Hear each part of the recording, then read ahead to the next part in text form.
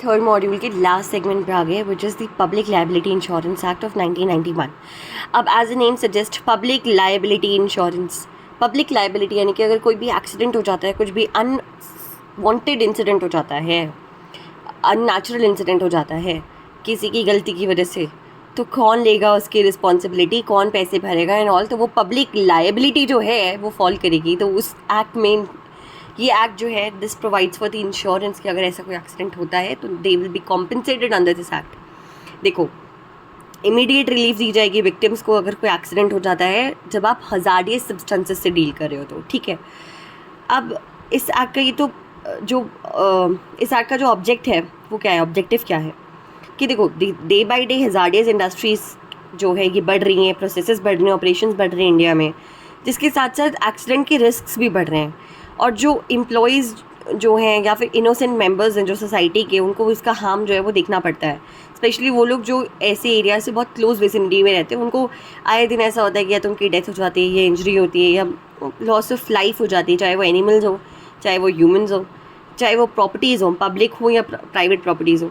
और ज़्यादातर देखा जाता है कि इकोनॉमिकली वीकर सेक्शंस होते हैं, क्योंकि जो अमीर लोग होते हैं वो अपने आप को एकदम सेफ जगह पे ही सेटल करते हैं। तो यहाँ पे इकोनॉमिकली वीकर सेक्शंस जो हैं सबसे ज़्यादा सफ़र करते हैं इससे।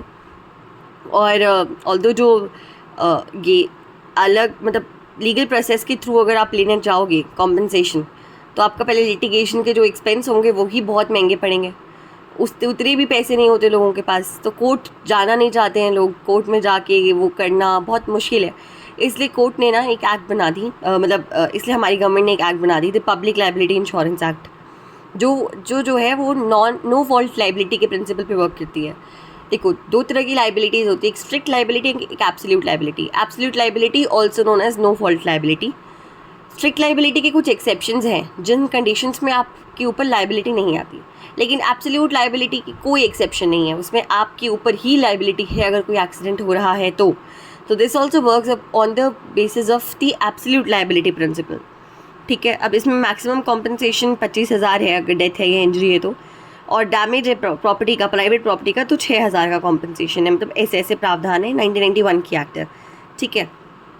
अब यहाँ पे ये जो एक्ट है ये एक ऑब्लिगेशन पुट करती है ओनर्स पे कि उनको वो इंश्योरेंस पॉलिसी लेने कंपलसरी है कि अगर फ्यूचर में मान लो कोई एक्सीडेंट हो गया। एक्सीडेंट क्या है, ये एक सडन अनइंटेंडेड अकरेंस है जब आप हज़ार्डियस सब्सटेंसेस को हैंडल कर रहे हो तब।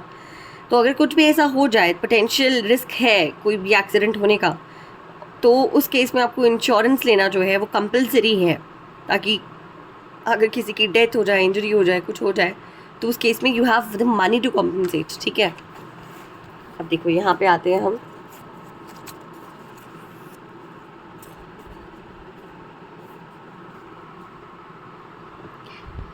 और मज़ेदार बात ये है कि अगर कोई एक्सीडेंट वॉर या रेडियो एक्टिविटी की वजह से हो रहे हैं तो उनको यहाँ पे एक्सक्लूड किया गया है, वो वाले जो इंसिडेंट्स हैं वो यहाँ पे नहीं आएंगे, ठीक है। एक्सीडेंट वो होना चाहिए जो कि मतलब वॉर की वजह से नहीं, नॉर्मल कंडीशंस में हो रहा है, ठीक है। और ये भी कहा गया कि इंश्योरेंस प्रीमियम तो देंगे ही देंगे ओनर्स, साथ ही साथ उनको एक कंसिडरेबल कंट्रीब्यूशन देना पड़ेगा इन्वायरमेंट रिलीफ फंड में, जो कि सेंट्रल गवर्नमेंट ने इस्टेब्लिश किया है। ये बिल्कुल बहुत बेहद ज़रूरी चीज़ है, ये होनी चाहिए, ठीक है।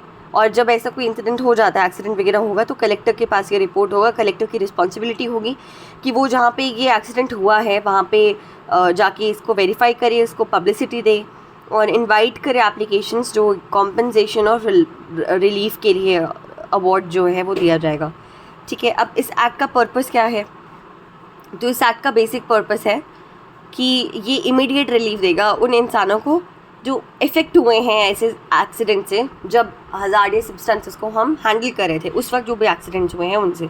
मैंने जिससे पहले बताया, it works on the principle of no fault liability of the owner. और अगर ऐसा कोई एक्सीडेंट हो जाता है तो ओनर की रिस्पॉन्सिबिलिटी होगी कि वो पैसे देगा सबको, विक्टिम्स को भी, वर्कमैन को भी, और जो क्लेमेंट है उसको भी पैसे देने पड़ेंगे अगर ये प्रूव हो जाता है तो। और बर्डन ऑफ प्रूफ यहाँ पे ओनर पे रहेगा, ना कि पिटीशन पे, रिस्पोंडेंट्स पे रहेगा कि हाँ ये एक्सीडेंट जो है ये एक्सीडेंट नहीं था, या जो भी हुआ ये नहीं हुआ, या जो भी है उसको अपनी तरफ से जो दलीलें देनी है वो प्रूव करेगा कि ऐसा नहीं हुआ है, जो ये बोल रहे हैं पिटीशनर्स जो क्लेम कर रहे हैं दैट इज़ फॉल्स। और देखो अब यहाँ पे क्या रिलीफ रखा गया है ये पढ़ते हैं। देखो, रीइम्बर्समेंट ऑफ मेडिकल एक्सपेंसेस जो है उनको रीइम्बर्स करा जाएगा, लगभग 12,500 तक के मेडिकल एक्सपेंसेस। और फैटल एक्सीडेंट्स है अगर तो रिलीफ 25,000 है पर पर्सन। और एडिशनल मेडिकल रीइम्बर्समेंट तो है ही है 12,500 की।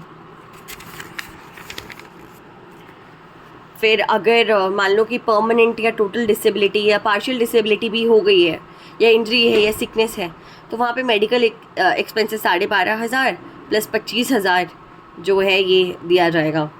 ठीक है। फिर अगर मान लो कि आपकी उसकी वजह से आपकी नौकरी चली गई है, मतलब टेम्प्रेरी या पार्शियल डिसेबिलिटी हो गई थी, इसकी वजह से आपकी नौकरी चली गई है, फॉर द टाइम बिंग चली गई है, परमानेंटली चली गई है, तो आपको मंथली 1,000 रुपये की रिलीफ देना ज़रूरी है अप टू 3 मंथ्स तक। ठीक है, पार्शियल डिसेबिलिटी के केस में। और बस ये कि अगर विक्टिम जो है उसको 3 दिन के लिए हॉस्पिटलाइज रहना पड़ेगा और वो 16 साल से ऊपर होना चाहिए, तब उसको मंथली रिलीफ जो है इसके अंदर मिल जाएगी। ठीक है। और 6,000 के एक्चुअल डैमेजेस भी होंगे अगर प्राइवेट प्रॉपर्टी को डैमेज हुआ है तो। अब जो ये राइट है रिलीफ क्लेम करने का,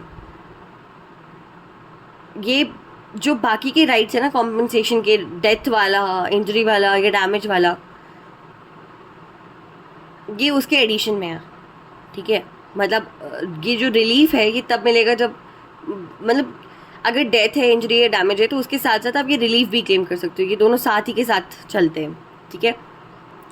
और अगर कहीं पे आपको ओनर को रिलीफ देना पड़ रहा है तो वो कॉम्पनसेशन भी उसको देना पड़ेगा, और जो रिलीफ आपने दिया है वो कॉम्पनसेशन के अमाउंट से माइनस हो जाएगा। This is stated under section 8(2) of the act. अब प्रोसीजर क्या है claim and relief and compensation का, ये सेक्शन 6 और 7 में दे रखा है। तो देखो यहाँ पे सेक्शन 6(1) जो है ये कहता है कि एप्लीकेशन कौन फाइल कर सकता है रिलीफ लेने के लिए। तो पहला वो पर्सन जिसको इंजरी हुई है, दूसरा वो जो जिसकी प्रॉपर्टी डैमेज हुई है, जो ओनर है, तीसरा जो लीगल रिप्रेजेंटेटिव है, जो मर गया है उसकी लीगल रिप्रेजेंटेटिव है, और चौथा कोई भी ऐसा एजेंट जो कि किसी ने असाइन किया था कि अगर ऐसा कुछ होगा तो तुम मेरे बिहाफ पे जाओगे। अब यहाँ पे ये कि अगर आपके साथ कुछ एक्सीडेंट ऐसा हुआ है जिसकी वजह से आपको इंजरीज हैं या जो भी आपको रिलीफ क्लेम करना है, तो वो आपको उस इंसिडेंट के होने के 5 साल के अंदर अंदर की जो आपको रिलीफ है वो करना पड़ेगा। अगर 5 साल बीत गए तो उसके बाद आपको आपके एप्लीकेशन को टाइम बार्ड माना जाएगा, आपकी एप्लीकेशन सस्टेन नहीं करेगी। अब जो आपकी एप्लीकेशन है वो फॉर्म 1 जो है पब्लिक लाइबिलिटी इंश्योरेंस रूल्स 1992 के फॉर्म 1 के अकॉर्डिंग होनी चाहिए।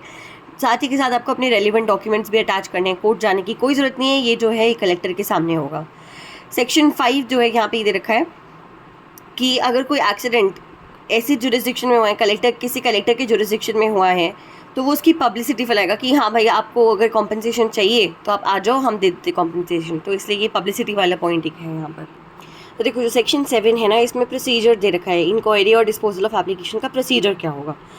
तो सबसे पहले हम बात करते हैं सेक्शन 7(1) की, जहाँ पे ये दे रखा है कि जैसे ही कोई एप्लीकेशन आती है कलेक्टर के पास कि हाँ भाई हमें कॉम्पनसेशन चाहिए या रिलीफ चाहिए, ऐसा ऐसा हो गया है हमारे साथ, तो ऐसी एप्लीकेशन के आने के बाद तुरंत ही जो कलेक्टर है वो इस एप्लीकेशन के बारे में ओनर को या इंश्योरर को बताएगा, और दोनों पार्टीज़ को रीज़नेबल अपॉर्चुनिटी दी जाएगी ऑफ बीइंग हर्ड। दोनों को सुना जाएगा, सब कुछ होगा, इसके बाद इंक्वायरी होगी। रीज़नेबल इंक्वायरी होने के बाद क्लेम्स डिसाइड किए जाएंगे कि कौन सी पार्टी को देना है और कितना देना है, और ये जो है ये सब कुछ स्पेसिफाई करा जाएगा कलेक्टर द्वारा। ठीक है, ये चीज़ आगे दे रखी है। सेक्शन 7(2) में दे रखा है कि जो अवार्ड दिया जाएगा, अवार्ड जो सेक्शन 7(1) में प्रोसीजर वगैरह फॉलो करके 7(2) में अवार्ड डिसाइड होगा, वो जो है वो कलेक्टर की रिस्पॉन्सिबिलिटी है कि उस अवार्ड की एक कॉपी दोनों पार्टीज़ को 15 दिन के अंदर अंदर ये बता देना चाहिए कि हाँ ये अवार्ड है और ऐसा ऐसा है। ये 7(2) के अंदर कलेक्टर को अपना डिसीजन जो है वो फटाफट बताना पड़ेगा 15 दिन के अंदर अंदर। फिर सेक्शन 7 के अंदर जब अवार्ड दिया जाएगा तो पहला ये कि इंश्योरर को 30 दिन के अंदर अंदर वो जो अमाउंट है वो देनी पड़ेगी, जो अमाउंट कलेक्टर ने फिक्स की है और जो मैनर कलेक्टर ने बताया है उसी मैनर में आपको अमाउंट जो है वो इंश्योरर को देनी पड़ेगी। कलेक्टर जो है वो अरेंज करेगा कि आप रिलीफ फंड में भी कुछ पैसे दें, और जो पर्सन्स जिन्होंने क्लेम किया उनको भी पैसे दें। और जो तीसरा है उसमें ये कि ओनर जो है उसको 30 दिन के अंदर अंदर पैसे देने हैं उस फॉर्मेट में जैसे कलेक्टर बताएगा। ठीक है, ये 7(3) में है। अब 7(4) में ये है कि कलेक्टर को जैसा लगता है वो समरी प्रोसीजर करके भी डिसीजन जो है फटाफट निकाल सकता है। सेक्शन 7(5) ये कहता है कि कलेक्टर के पास सारी पावर्स हैं, कलेक्टर एक सिविल कोर्ट की तरह काम करेगा यहाँ पे, और उसके पास वो सारी पावर है जो एक सिविल कोर्ट के पास होती हैं, विटनेस को सुनने की, है ना, डिस्कवरी की, प्रोडक्शन ऑफ डॉक्यूमेंट्स और ये सारे काम। और सेक्शन 195 और चैप्टर 25 और CRPC के अंदर कलेक्टर जो है उसे सिविल कोर्ट ही माना जाता है, ठीक है।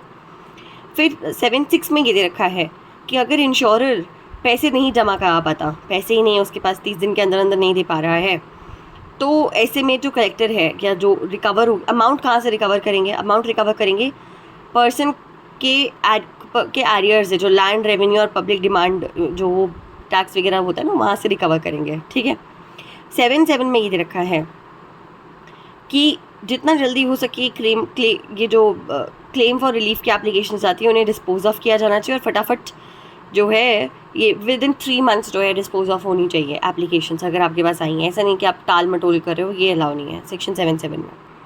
अब सेक्शन 7(8) क्लॉज 8 जो है वो ये कहता है कि अगर मान लो कि ठीक है मेरी प्रॉपर्टी थी और मतलब मेरी प्रॉपर्टी में इंडस्ट्री थी, ब्लास्ट हुआ, डैमेज हुआ, एक्सीडेंट हुआ, और मेरे पास आ रहा है कि आपको 30 दिन के अंदर अंदर पैसे देने हैं इस एक्ट के अंदर, तो मैंने क्या किया, फटाफट अपनी ज़मीन ही बेचने लग रही हूँ मैं। और उससे क्या हो रहा है, मेरी ज़मीन मैं बेच दूँगी तो ना वो एरियर्स के थ्रू पैसे कम वापस ले पाएंगे, ना मैं पैसे दूँगी। तो ये जो है ये वहाँ पे एप्लीकेबल, इसलिए तो इस केस में क्या होगा, जो कलेक्टर है उसको जैसे ही पता चलेगा वो एक injunction order, temporary injunction impose कर देगा under order 39 of rule 1 to 4 of CPC कि ये जो एक्ट है इसको रोका जाए, ठीक है। और फिर आते हैं हम duty of owner to take out insurance policy. Section 4 के अंदर ओनर की ड्यूटी है कि वो इंश्योरेंस पॉलिसी लेगा। तो सेक्शन 4(1) जो है ये मैंडेटरी करता है कि हर ओनर को जो हज़ार्डियस एक्टिविटीज़ में इन्वॉल्व हैं उनको इंश्योरेंस पॉलिसी लेना कंपलसरी है। सेक्शन 4(2) कहता है ओनर को कि जो इंश्योरेंस पॉलिसी है वो टाइम टू टाइम रिन्यू भी होनी चाहिए, एक्सपायर होनी नहीं देनी चाहिए। अब अमाउंट की अगर हम बात करें तो 4(2) ये कहता है कि अमाउंट जो है, जो जिस अमाउंट की आप इंश्योरेंस लोगे वो आपके पेड अप कैपिटल से कम नहीं होनी चाहिए और 50 करोड़ से ज़्यादा नहीं होनी चाहिए। पेड अप कैपिटल है कि मार्केट वैल्यू क्या थी आपके एसेट और स्टॉक्स की जब आपने ये कंपनी खरीदी थी, और ठीक है ये अंडरटेकिंग जो है कि ये इससे कम नहीं होना चाहिए, ठीक है। फिर 4(2)B जो है वो ये कहता है कि जो इंश्योरर और इंश्योरेंस, हाँ, कि इंश्योरर की लाइबिलिटी है इंश्योरेंस पॉलिसी में कि वो जो उसका अमाउंट स्पेसिफाइड है उसी अमाउंट की उनको वापस वो देना पड़ेगा, इंश्योरेंस जो है वो देनी पड़ेगी जो कॉन्ट्रैक्ट में दे रखी है। ऐसा नहीं कि आप कम कर दो या ज़्यादा कर दो, ठीक है। 4(2)C में ये दे रखा है कि हर ओनर की रिस्पॉन्सिबिलिटी है कि वो इंश्योरेंस प्रीमियम के साथ साथ गवर्नमेंट को जो रिलीफ फंड है उसमें पैसे दे, और वो जो पैसे हैं वो आपकी प्रीमियम के बेसिस पे निर्धारित होते हैं, प्रीमियम के बराबर होने चाहिए या उससे थोड़े से बहुत कम होते हैं, वो डिपेंड्स। और अगर आप नहीं दे रहे हो तो फिर वो रिकवरेबल है थ्रू एरियर्स या लैंड रेवेन्यूज़, ठीक है। 4(3) कहता है कि सेंट्रल गवर्नमेंट एग्जेम्प्ट कर सकती है ये public insurance liability in owners की, सेंट्रल गवर्नमेंट की, स्टेट गवर्नमेंट की, कॉरपोरेशन की या लोकल अथॉरिटी की। अगर ऐसा कोई एक्सीडेंट हो चुका है और कुछ और रिलीफ फंड उन्होंने तय कर दिया है तब एग्जेम्पशन दी जा सकती है अंडर सेक्शन 3 अगर कुछ इस्टेब्लिश हो गया है तो। अब पावर क्या है सेंट्रल गवर्नमेंट की, ये देखिए 9 to 13 में, सेक्शन 9 to 13 में, ठीक है। तो पहले देखते हैं हम, पहली पावर है power to call for information. Section 9 में दे रखा है कि वो जो सेंट्रल गवर्नमेंट है वो किसी भी ऑथराइज्ड पर्सन से बोल सकती है कि आप ऐसा ऐसा, या ओनर से कह सकती है कि आप ऐसी ऐसी इन्फॉर्मेशन जो है हमें सबमिट करो, और वो सबमिशन जो है वो कंपलसरी है, ये सबमिशन करना ज़रूरी है, नहीं तो ये एक पनिशेबल ऑफेंस है। फिर power of entry and inspection, section 10 के अंदर सेंट्रल गवर्नमेंट जिसको ऑथराइज़ करती है वो इंसान जाके इंस्पेक्शन भी कर सकता है और एंटर भी कर सकते हैं ऐसी बिल्डिंग में, ट्रेसपासिंग का कोई केस नहीं लगेगा उस पर। तीसरा है power of search and seizures, section 11 के अंदर जिस पर्सन को सेंट्रल गवर्नमेंट ने ऑथराइज़ किया है वो जाके सर्च कर सकता है उस प्रेमाइस को, है ना, और वहाँ पे उस उधर अगर कोई हज़ारे सब्सटेंस है जो कि रीज़नेबल केयर के साथ नहीं यूज़ किया जा रहा तो वहाँ पे सीज़ भी किया जा सकता है उससे, ये सेक्शन 11 में है। सेक्शन 12 में power to give directions, of course central government किसी भी पर्सन को डायरेक्ट कर सकती है, किसी ओनर को डायरेक्ट कर सकती है कि वो उनके डायरेक्शन से कंप्लाई करे। सेक्शन 13 में है power to make application to courts for restraining order, restraining owner from handling hazardous substances. देखो वो जो सेंट्रल गवर्नमेंट है किसी भी ऑथराइज पर्सन के थ्रू कोर्ट में एप्लीकेशन डाल सकती है, जो कि मेट्रोपॉलिटन मजिस्ट्रेट या जुडिशियल मजिस्ट्रेट क्लास 1 से नीचे के कोर्ट नहीं होगा, कि ये जो इंसान है, ओनर है, ये हज़ार्डस सब्सटेंसेस को हैंडल कर रहा है, लेकिन वो बहुत ही it is in contravention with the safety rules, तो आप इनको रोको, क्योंकि इनको भी आता नहीं, ही नीड्स प्रॉपर ट्रेनिंग, तो वो रिस्ट्रेनिंग ऑर्डर के लिए भी जा सकती है। ठीक है, तो कोर्ट ऐसे ऑर्डर देते वक्त, रिस्ट्रेनिंग ऑर्डर्स देते वक्त क्या ऑर्डर निकाल सकता है? पहला, ऐसे ओनर को इन ऐसी चीज़ों को हैंडल करने से रोक सकता है। दूसरा, जो सेंट्रल गवर्नमेंट है उसको पावर दे सकता है कि ठीक है, आप मेरे बिहाफ पे कोई भी डायरेक्शंस इशू करो जो आपको एक्सपेडिएंट लगता है। ठीक है, ये 13(3) में है। और इसको करने में जो भी एक्सपेंसेस लग रहे हैं गवर्नमेंट के, वो सारे के सारे एक्सपेंसेस जो हैं लैंड रेवेन्यू या पब्लिक डिमांड से रिकवर किए रहेंगे। अब पावर टू डेलीगेट है सेक्शन 19 के अंदर, यानी कि सेंट्रल गवर्नमेंट अपनी पावर्स को डेलीगेट कर सकती हैं, बस कुछ कंडीशंस और लिमिटेशंस लगा भी सकती हैं साथ में, बिना उसके भी दे सकती है। अब power to make rules section 23 में है कि सेंट्रल गवर्नमेंट किसी भी तरह के रूल्स जो उनको लग रहे हैं इस एक्ट की कंप्लायंस में ज़रूरी है, वैसे रूल्स भी निकाल सकती है। देखो, अब पेनल्टीज़ की बात करते हैं तो सेक्शन 14 to 17 में दे रखी हैं पेनल्टीज़। अब ना इसमें दो तरह की पनिशमेंट है, एक पनिशमेंट है माइल्ड ऑफेंसेस के लिए, एक पनिशमेंट है काफ़ी सीरियस ऑफेंसेस के लिए। तो सेक्शन 14 में ना ग्रेव ऑफेंसेस दे रखे हैं। ठीक है, जिसमें 14(1) में ये दे रखा है कि अगर आपने कोई भी ऐसा ऑर्डर आया ना सेक्शन 4 के अंदर और सेक्शन 12 के अंदर उनको कॉन्ट्रावीन करा है, तो आपको इम्प्रिजनमेंट होगी for a term not less than 1 साल और 6 months but which makes in to 6 years, 1 साल या 6 महीने या फिर 6 साल, और फाइन होगा 1 लाख रुपए का। अगर आपने दोबारा से ऑफेंस किया, पहले आप कन्विक्ट हो चुके हो और ये सेकंड टाइम आपका कन्विक्शन हो रहा है इस एक्ट के अंदर, तो आपकी इम्प्रिजनमेंट 2 साल से 7 साल के बीच होगी और आपका पैसा जो है वो 1 लाख रुपए ही होगा, जो कॉम्पनसेशन और दोनों भी हो सकता है। ठीक है, 14(3) में ये अगर कोई माइनर ऑफेंस कर रहा है तो प्रोबेशन ऑफ ऑफेंडर्स एक्ट के अंदर वो बच सकता है, उसको प्रोटेक्शन मिल सकती है। ठीक है, सेक्शन 15 के अंदर पनिशमेंट है माइल्ड ऑफेंसेस के लिए, जहाँ पे आपने मान लो कि सेक्शन 9 का कोई ऑर्डर था, सेक्शन 11 का कोई ऑर्डर था, इनका वायलेशन किया या ऑब्स्ट्रक्शन किया इन ऑर्डर्स को पूरा होने में, तो आपकी पनिशमेंट है कि 3 महीने से कम आपको पनिश नहीं किया जाएगा और फाइन आपको 10,000 रुपये का होगा, और या दोनों हो सकता है। अब सेक्शन 16 में ये है कि अगर कोई ऑफेंस कंपनी ने कमिट किया है, किसी भी कंपनी ने कमिट किया है, तो उस वक्त जो इंचार्ज था, एक्सीडेंट के वक्त जो इंचार्ज था, लिफ्टिंग ऑफ कॉर्पोरेट वेल लगेगा यहाँ पे, और जो उस वक्त इंचार्ज था एक्सीडेंट के वक्त, उसके पास पूरा कंट्रोल होगा बिजनेस का, जिसके पास था वो रिस्पॉन्सिबल माना जाएगा और उसको पनिशमेंट दी जाएगी अकॉर्डिंगली। पर अगर मान लो कि ये जो एप्लीकेशन है ना, ये रिबाटेबल होती है, तो मान लो उसने प्रूफ कर दिया उसकी इनोसेंस की, उसने सारा ड्यू डिलिजेंस और सब कुछ लिया था, बट स्टिल ये हो गया, तो उसको एक्यूट भी किया जा सकता है। ठीक है, और अगर मान लो ये भी प्रूव हो जाता है कि सिर्फ वही नहीं, मैनेजर नहीं, डायरेक्टर और बहुत सारे और भी एम्प्लॉयज़ इसमें इन्वॉल्व थे, तो लिफ्टिंग ऑफ कॉर्पोरेट वील लगेगा और उनको प्रोसिक्यूट किया जाएगा अकॉर्डिंगली। अब सेक्शन 17 में ये देखा है, अगर कोई गवर्नमेंट डिपार्टमेंट है जहाँ पे ये ऑफेंस हो रहा है, तो जो डिपार्टमेंटल हेड है वो रिस्पॉन्सिबल होगा और वो प्रोसिक्यूट किया जाएगा। ठीक है, अब कॉग्निजेंस की अगर हम बात करें, सेक्शन 18 में ये दे रखा है कि कोर्ट जो है खुद सुओ मोटो कॉग्निजेंस नहीं ले सकता किसी भी एक्ट का, उसके पास कंप्लेंट आएगी। अब कंप्लेंट कौन कर सकता है? सेंट्रल गवर्नमेंट या सेंट्रल गवर्नमेंट की कोई भी ऑथराइज अथॉरिटी या ऑफिसर कर सकता है, या दूसरा कोई भी ऐसा पर्सन कर सकता है, लेकिन उसको नोटिस देना पड़ेगा 60 days का कि मेरा ये इरादा है, I have the intention to make complaint to the central government और द अथॉरिटी और the officer regarding the same. ठीक है, अब हम protection of action taken in good faith की बात करें अगर, तो सेक्शन 20 में ये दे रखा है। सेक्शन 20 के अंदर क्या है कि अगर मान लो कोई भी गवर्नमेंट ऑफिसर है, पर्सन है, अथॉरिटी है या एजेंसी है जिसने गुड फेथ में कोई एक्शन किया है कि हाँ भाई ये जो एक्सीडेंट था, या कुछ भी एक्सीडेंट नहीं था, कुछ ऐसा हो जाता है जिससे डैमेज होते हैं लोगों को, लेकिन ये गुड फेथ में होते हैं, कि गुड इंटेंशन थी, तो उनको प्रोसिक्यूट नहीं किया जाएगा। एडवाइज़री कमेटी बनाई जानी चाहिए, ये चीज़ है यहाँ पर एक दे रखी हुई कि हाँ एक एडवाइज़री कमेटी स्थापित होगी अंडर सेक्शन 21। ठीक है, तो यहाँ पे क्या है, अंडर सेक्शन 21 जो एडवाइज़री कमेटी होगी इंश्योरेंस मैटर पे जो होगी, उसमें कौन कौन होगा?